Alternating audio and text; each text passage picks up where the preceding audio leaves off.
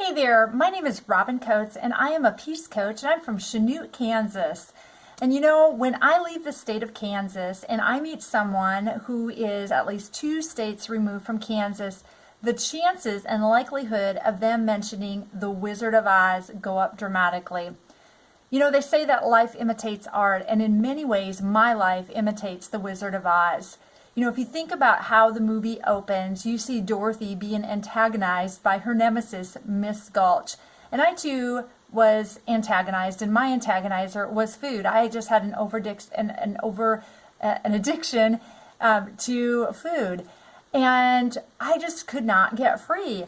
And in the movie, in the Wizard of Oz movie, the story opens up and the picture is black and white. And that's kind of how I felt my life was. I felt like I was living my life in black and white, all or nothing. But when the tornado hit, that was a defining point in the movie, and I had a defining point in my life, and that was when a couple of individuals spoke into my life and told me that I can be free. And so although I had a long ways to go, it was like they had taken a paintbrush and painted my picture from black and white into color. So there I go. I began this journey to find peace with food, and I didn't have much. I picked up Toto, just like Dorothy did, and my Toto was a very good friend of mine, and we began on this journey to have peace with food. And we had one directive, just like Dorothy had one directive. She was told to follow the yellow brick road. Our directive in finding peace with food was to follow peace. Everything else was on the table. We didn't have any rules. We had one requirement, and that requirement was whatever we tried, it just had to give us peace.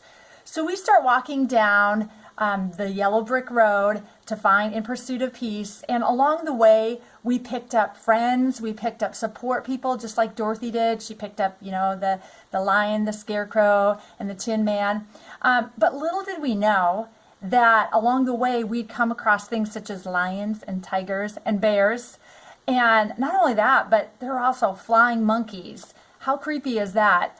Our version of flying monkeys were things such as like discouragement, disappointment, defeat, just disillusionment, wondering if we were ever going to make it.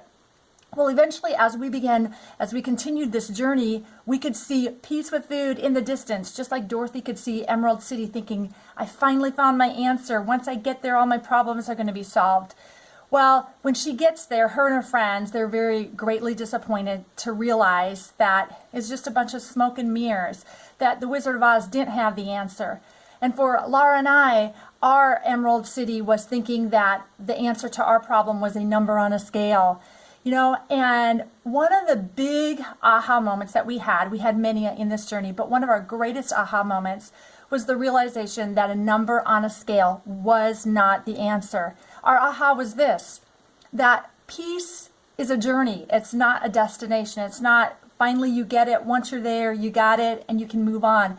It is a continual process. It's kind of like a bullseye. If you think of a bullseye, you think of all the rings, and the goal is to hit the center of the bullseye.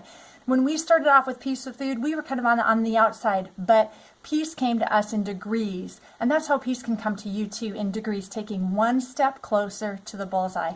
So at the end of the movie, you see Dorothy, and she clicks her heels, and she says this powerful statement. She says, "There's no place like home." And for us, we found out that there is no place like peace. Thank you.